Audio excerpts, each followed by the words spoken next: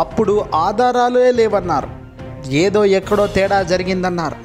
నేడు ఆధారాలకు బలపడుతూ సంచలన నిజాలు వెలుగులోకి వస్తున్నాయి. మరి ఇప్పుడు ఏంటి లెక్క? అసలు కథ ఇప్పుడు మొదలైందా?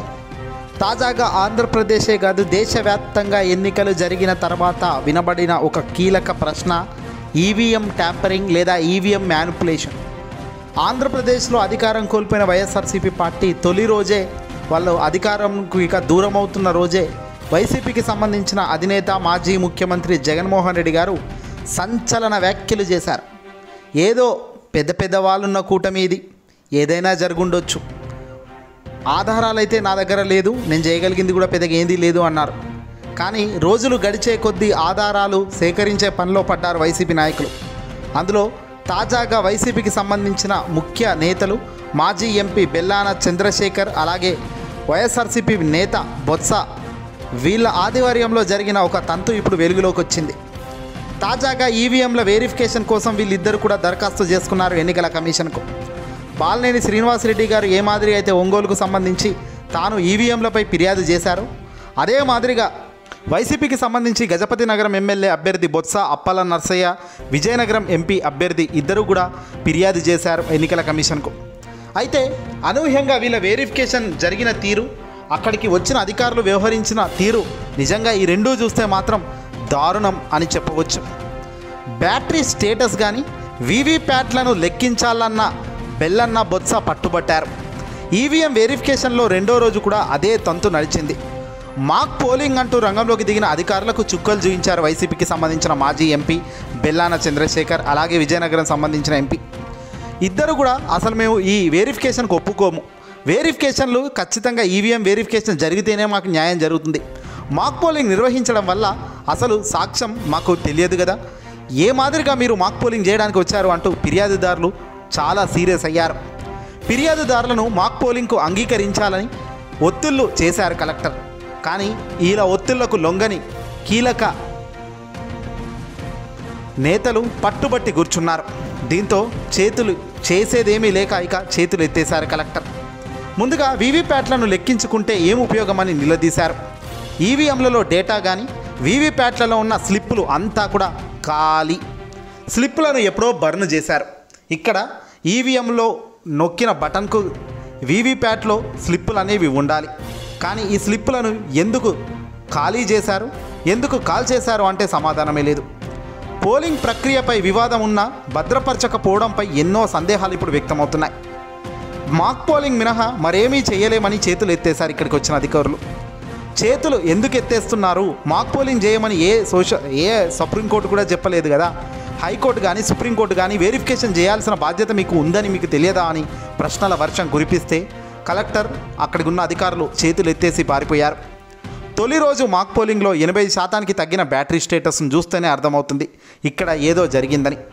బ్యాటరీ పవర్ పర్సంటేజ్ అంశం లేదని బెల్ ఇంజనీర్లు ఇక్కడ ఎన్నికల కమిషన్కు చెప్తున్నారు. ఈవీఎం పరిశీలనకు నిరాకరించిన బెల్లన్న ఫలితంగా అక్కడున్న కలెక్టర్ కూడా ఏమీ చేయలేని పరిస్థితి. సార్వత్రిక ఎన్నికల్లో వినియోగించిన ఈవీఎంల వెరిఫికేషన్ ప్రక్రియలో అధికారుల వ్యవహార శైలి ఈ మాదిరి ఉండడంతో నిజంగా ఇది అనుమానం చాలా విపరీతంగా పెరిగిందనే చెప్పాలి. కలెక్టర్లోని ఎన్నికల సెట్లో ఉండాల్సిన ఈవీఎంలు భద్రపరిచి బాక్సుల తాళం చెవి ఎక్కడో మరొక చోట ఉండడం అంటే ఏం జరుగుతుందన్నదే ఇక్కడ మాయాజాలం బయటపడుతుంది.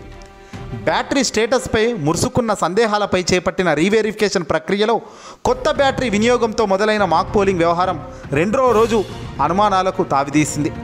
నిజంగా ఇది ఏ రకంగా న్యాయం జరిగినట్టు? సర్వసాధారణంగా ఎన్నికల్లో నిలబడ్డ ఒక అభ్యర్థి తన ఓటు ఏదైనా తనకు అనుమానాలు వస్తే 45 రోజులుగా లోపు, అంటే ఎన్నికల ఫలితాలు అయిపోయిన 45 రోజుల దాకా అతనికి ఛాన్స్ ఉంటుంది. ఆ 45 రోజుల తర్వాత ఎన్నికల కమిషన్ స్లిప్పులు కాల్ చేసుకోవచ్చు, డిస్మాంటిల్ చేసుకోవచ్చు. కానీ ఇక్కడ విడ్డూరంగా కేవలం ఎన్నికల ఫలితాలు వచ్చిన 10-15 రోజుల తర్వాత ఆదేశాలు వచ్చాయని కాల్ చేశారు స్లిప్పులను, వీవీప్యాట్లో ఉన్న స్లిప్పులను. ఇప్పుడు వెరిఫికేషన్ చేయండి రా బాబు అంటే మాత్రం స్లిప్పులు బర్న్ అయిపోయాయి కాబట్టి కొత్త డబ్బాలు తీసుకొచ్చి మాక్ పోలింగ్ చేస్తాము అంటున్నారు. ఇది నిజంగా ఎంతవరకు కరెక్ట్? ఇక్కడే అసలు సిసలైన గేమ్ పూర్తిగా దొరికిపోయిందని చెప్పొచ్చు. తప్పు చేసిన వాడికి ఉన్న భయం ఎన్నికల కమిషన్లో స్పష్టంగా కనపడుతుండడం మరో కారణం. ఎన్నికల కమిషన్పై ఇంత స్థాయిలో ధ్వజమెత్తుతున్నా కూడా ఎన్నికల కమిషన్ అధికారులు బయటకు వచ్చి ప్రెస్ మీట్ పెట్టడం లేదు. ఎన్నికల కమిషన్కి సంబంధించిన కేంద్ర ఎన్నికల సంఘంలో ఉన్న వ్యక్తులు పెద్దవాళ్ళు సైతం దీనిపై ఒక సానుకూలంగా ఒక మాట కూడా మాట్లాడడం లేదు. పైగా కేంద్రంలో ఉన్న ఎన్డీఏ సర్కార్ దీని గురించి ఎత్తే ప్రయత్నం చేయట్లేదు లేదు. ఆంధ్రప్రదేశ్లో కూటమి అధికారంలోకి వచ్చిన నేతలు వాళ్ళు గొంతు ఎత్తే ప్రయత్నం చేయట్లేదు. వాస్తవానికి వీళ్ళు సమాధానం చెప్పాల్సిన అవసరం లేదు వీళ్ళకు. ఇటు ఆంధ్రప్రదేశ్లో ముఖ్యమంత్రిగా కూటమి అధికారంలో ఉన్న వ్యక్తులు కానీ అక్కడ ఎన్డీఏలో ఉన్న వాళ్ళు కానీ నోరెత్తాల్సిన అవసరం లేదు. మరి నోరెత్తాల్సిన అవసరం లేని వాళ్ళు పక్కన పెడితే నోరెత్తాల్సిన కంపెనీ అంటే ఎన్నికల కమిషన్ ఈ అధికారులు కూడా నోరెత్తకపోతే ఇక ఏం జరిగిందని ప్రజానికం అనుకోవాలి? వాళ్ళు వేసిన ఓటుకు నిజంగా వాల్యూ ఉందని ప్రజలు అనుకోవాలా? వాళ్ళు వేసిన ఓటుకు కాళ్ళ రాసి వాళ్ళు అనుకున్న వ్యక్తులను గెలిపించే కార్యక్రమం చేసిన పెద్ద వాళ్ళు ఉన్నారు దీని వెనకాల అని అనుకోవాలా? లేదంటే ఏమనుకోవాలి? ఇప్పుడు ఇక్కడ ఈ ఇష్యూ చాలా సీరియస్ అవుతుంది. డేటా కూడా లేదు, కుప్పకూలిపోయింది. అక్కడ ఎన్నికల్లోకి సంబంధించి వీవీప్యాట్ ఈవీఎంలో ఉండాల్సిన స్లిప్పులు కానీ ఇవేవి కూడా లేవట, కాల్ చేశారట. సాధారణంగా బ్యాటరీ స్టేటస్ కూడా 90% కనబడుతుందట. ఇన్ని రోజుల తర్వాత కూడా బ్యాటరీ అంత స్థాయిలో ఉండడం వెనుక ఉద్దేశం ఏంటి అనేది కూడా మరో ప్రశ్నగా మారింది. అంటే ఇవేవి కూడా అంతుపట్టే పద్ధతిలో కానీ మానవ ఆలోచనకు చాలా భిన్నంగా ఇదంతా కనబడుతుంది. మరి దీని వెనకాల ఏం జరుగుతుంది అనేది మాత్రం ఇప్పుడు చాలా సీరియస్గా చాలా స్పష్టంగా కనబడుతుంది. ఫిర్యాదుదారులు కోరినట్లుగా వెరిఫికేషన్ చేయడానికి వీలు కాదని ఎన్నికల కమిషన్ ఆదేశాల మేరకు ఈవీఎం డేటా తీసేశామని వీవీప్యాట్లలో ఉన్న స్లిప్లను బర్న్ చేశామని అధికారులు చెబుతున్నారట స్వయంగా. వాస్తవానికి నిబంధనల మేరకు ఈ డేటాను 45 రోజుల వరకు భద్రపరచాలి. జూన్ 4న కౌంటింగ్ సమయంలో సందేహాలు వ్యక్తమైన నేపథ్యంలో ఫిర్యాదుదారులు వెరిఫికేషన్ కోసం జూన్ 10వ తేదీన ఎన్నికల కమిషన్కు ఫిర్యాదు చేశారు. వెరిఫికేషన్ రుజుము చలానా ద్వారా చెల్లించారు కూడా. మరి ఇలా రూల్స్ ప్రకారం ఫిర్యాదుదారులు ముందుకెళ్తున్నప్పుడు అదే రూల్స్ ప్రకారం ఏ రూల్స్ అయితే పెట్టిందో ఆ రూల్స్ ప్రకారం నడవాలన్న బాధ్యత ఆ ఆలోచన ఎన్నికల కమిషన్కి ఎందుకు లేదు? 45 రోజులు భద్రపరచాల్సిన ఈవీఎం మెషిన్లు వీవీప్యాట్లను ఎందుకు అతి తొందరగా సమయానికి ముందు ఎందుకు కాల్చిపారేశారు? అంటే ఏం దొరుకుతుందని? వెరిఫికేషన్ రుజుము కట్టి వీళ్ళేమో లబ్ధిదారులేమో ఇప్పుడు నిలబడితే వాళ్ళు కోరినట్టుగా డేటా వెరిఫికేషన్ చేసే పరిస్థితులు లేదు. మాక్ పోలింగ్ చేస్తాము కొత్త మెషిన్లతోనూ. అంటే కొత్త మెషిన్ హాబియస్లు మీరు తయారు చేసినవి. కొత్త మెషిన్ హాబియస్లు 100% బాగా పనిచేస్తాయి. ఇది కాదు ఇక్కడ పాయింట్. ఆ రోజు జరిగిన ఈవీఎం మెషిన్ ఆ రోజు వాడిన వీవీప్యాట్లను మీ ముందు పెట్టి లబ్ధిదారుల ముందు పెట్టి వాళ్ళ ముందే ఈవీఎంలో ఉన్న మెషిన్ల కౌంటు అలాగే వీవీప్యాట్లలో ఉన్న స్లిప్లను చూపిస్తే టాలీ అయిందంటే సంతోషం కదా, అక్కడ ఇబ్బంది ఏం లేదు. కానీ ఇక్కడ ఈ మాదిరిగా వీళ్ళు దారుణంగా అవి కాల్ చేస్తామో అవి లేవు అని చెప్తున్నారంటే పూర్తి స్థాయిలో ఇది ఫ్రాడ్ కిందకే వస్తుంది, మోసం కిందకే వస్తుంది. మోసం చేసిన దాంట్లో స్పష్టంగా ఆధారాలు ఇంతకన్నా మరొక ఆధారం ఉండాలా అని కూడా ఇప్పుడు అంతా అంటున్నాను. బహుశా ఇప్పుడు వైసీపీ నాయకులు సుప్రీంకోర్టు మెట్లెక్కేదానికి సిద్ధమవుతున్నట్టు సమాచారం అందుతుంది. సుప్రీంకోర్టు ఇచ్చే తీర్పు చాలా సీరియస్గానే ఉంటుంది. ఎందుకంటే గతంలోనే సుప్రీంకోర్టు ఇచ్చిన ఆదేశం ఏంటయ్యా అంటే ఈ వీవీప్యాట్లను ఇంట్రడ్యూస్ చేసిందే ఇలాంటి సందేహాలు ఇలాంటి అనుమానాలు వచ్చినప్పుడు నివృత్తం చేసేందుకు ఆ వీవీప్యాట్లలో ఉన్న స్లిప్లు ఉపయోగపడతాయి. మరి అలాంటప్పుడు ఈవీఎంలలో ఉన్న మెషిన్లో ఉన్న డాటానే కాదు వీవీప్యాట్లో ఉన్న స్లిప్లను కూడా మీరు తగలబెట్టి పారేశారంటే దాని అర్థం ఏంది? ఖచ్చితంగా అది ఎక్కడో తేడా అందులో జరిగిందన్నది క్లియర్ కాదా? మరి అందులో జరిగింది తేడా అయితే అక్కడ అన్యాయపు గెలుపు ఎలా గెలుపు అనుకోవాలి? ఇప్పుడు దీని మీద చాలా సీరియస్గా దృష్టి పెట్టబోతున్నారు చాలామంది. విజయనగరం గజపతి నగరంలో ఏకంగా రూల్స్కు అతీతంగా వ్యవహరిస్తున్న అధికారులపై కూడా చర్యలు తీసుకోవాలంటున్నారు.